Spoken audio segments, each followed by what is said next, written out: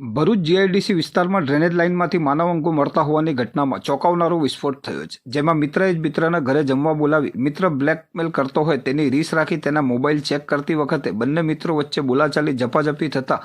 મિત્રએ જ મિત્રનું ગળું કાપી નાખી હત્યા કરી મૃતદેહના 9 ટુકડા કરી અંડરગ્રાઉન્ડ ડ્રેનેજ લાઇનમાં પ્લાસ્ટિકની થેલીમાં પેક કરી નિકાલ કર્યો હોવાનો મોટો વિસ્ફોટ થયો છે।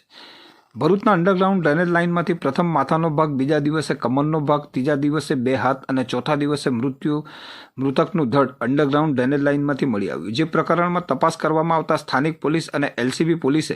માનવ અંગો મળવા મુદ્દે મૃતકની ઓળખ કરતા તેના હાથ ઉપર સચિન નામનું છૂંદડું હોય અને મોઢામાં દાંત ફિટ કરાવી ઓપરેશન કરાવ્યું હોય તેના ઉપરથી ઓળખ થતાં મૃતક સચિન ચૌહાણ હોય અને ભરૂચ શ્રવણ ચોકડી નજીકની વેદાંત સોસાયટીમાં રહેતો હોવાની ઓળખ થતાં તપાસ દરમિયાન તેની હત્યા તેના જ મિત્ર શૈલેન્દ્રસિંહ વિજય ચૌહાણે કરી હોય તેવું પ્રાથમિક દ્રષ્ટિએ સામે આવતા આખરે આરોપીની ધરપકડ કરવામાં આવી હતી। ઝડપાયેલા શૈલેન્દ્રસિંહ વિજય ચૌહાણની કડક પૂછપરછ કરતા તેને સચિન ચૌહાણે મોબાઈલમાં પત્ની સાથેનો ફોટો રાખી બ્લેકમેલ કરતો હોવાની રીસ રાખી બંને વચ્ચે મિત્રતા કેળવાઈ હતી અને શૈલેન્દ્રસિંહ ચૌહાણ પોતાના ઘરે એકલો હોય તે સમયે તેના મિત્ર સચિન ચૌહાણને જમવા માટે બોલાવ્યો હતો અને બંને એક જ ઘરમાં ઊંઘી ગયા હતા। તે દરમિયાન શૈલેન્દ્રસિંહ ચૌહાણે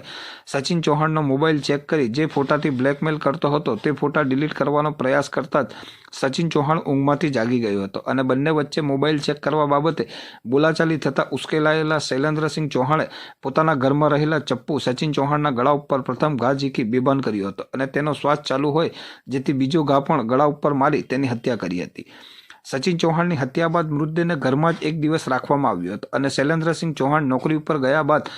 પરત ફરતી વખતે તેના મિત્રની હત્યા બાદ તેના મૃતદેહનો નિકાલ કેવી રીતે કરવો તે મૂંઝવણમાં તેણે એક દુકાન ઉપરથી લાકડા કાપવાની કરવત ખરીદી હતી અને તે કરવતથી ઘરમાં રહી સચિન ચૌહાણના 9 ટુકડા કરી પોલિથીન થેલીમાં પેક કરી અલગ અલગ દિવસે રાત્રિના સમયે સ્ત્રીના વેશમાં નીકળી કોઈકને શંકા ન જાય તે પ્રકારે ગટરમાં એક્ટિવા મારફતે નાખી જોતા અને તે રીતે મૃતદેહનો નિકાલ કર્યો હોવાનો વિસ્ફોટ થતાં આખરે પોલીસે આરોપીની ધરપકડ કરી તેની સામે કાયદેસરની કાર્યવાહી હાથ ધરી છે।